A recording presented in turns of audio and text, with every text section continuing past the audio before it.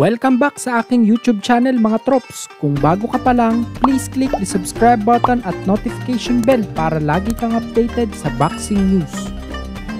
3-Division World Champion Sugar Shane Mosley. Isiniwalat ang madilim na katotohanan patungkol sa buhay ni Oscar De La Hoya. Ang balitang ito mga trops ay nanggaling sa interview ni Shane Mosley sa The Art of Dialogue YouTube channel. Ayon kay Mosley ay maganda naman daw ang relasyon nila ni Oscar at ng pamilya nito sa kanya. Kahit nagkaroon daw sila ng alitan noon sa kaso na isinampa niya dahil tinanggalan daw siya di umano ni Oscar ng percentage sa Golden Boy Promotions dahil sa paglaban ni Mosley noon kay Manny Pacquiao ay ngayon nga daw ay nakakapag-usap pa naman sila. Para kay Mosley ay mabait naman daw si Oscar ngunit sadyang ugali lang talaga nitong gawin ang mga bagay na gusto nitong gawin. Wala rin daw mga tao sa paligid niya ang kayang magsabi sa kanya kung anong tama at mali.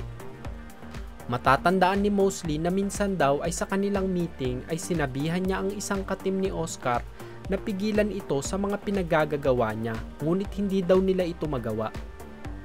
Sa mga hindi po nakakaalam mga trops, ang buhay kasi ni Oscar sa labas ng ring ay napapalibutan ng mga bisyo sa babae, alak at pinagbabawal na droga, dahilan para masangkot ito sa mga kontrobersya sa boxing world. Nagbigay pa ng halimbawa si Mosley sa issue na lumabas kay Oscar patungkol sa pagbibihis nito ng kasuotang pambabae habang kasama ang mga babae nito na binatikos din ng karamihan at pinagdudahan pa ang totoong kasarian ni Oscar. Pagtatanggol ni Mosley ay hindi naman daw bakla si Oscar at giniit niya na tunay na lalaki ito. Nakasama daw niya mula pa noong pagkabata si Oscar at ni minsan ay hindi niya nakitaan ito ng kahit anong kabaklaan.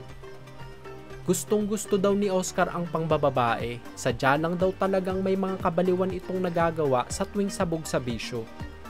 Pagdidiin ni Mosley ay hindi bakla ang isang Oscar De La Hoya. Kung nagustuhan nyo ang balita na iyon mga trops, bigyan nyo naman ako ng isang suntok sa like button dyan. Sa kabilang dako naman po tayo.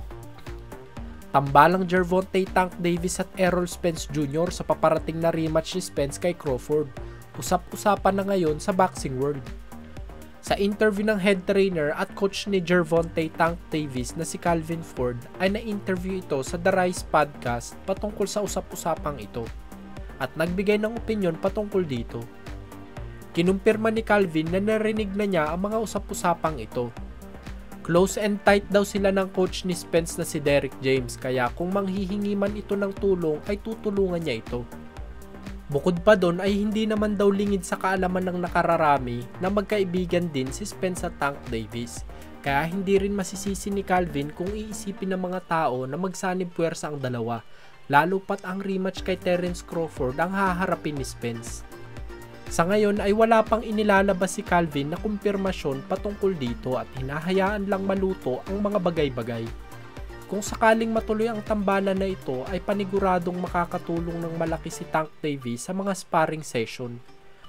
Bukod sa southpaw si Tank Davis na parehas na stance na ginamit ni Crawford para dominahin si Spence ay matalino at counter-puncher din ito. Kaya siguradong may mga magagaya siya sa mga galawan ni Crawford. Yun lamang po at maraming salamat.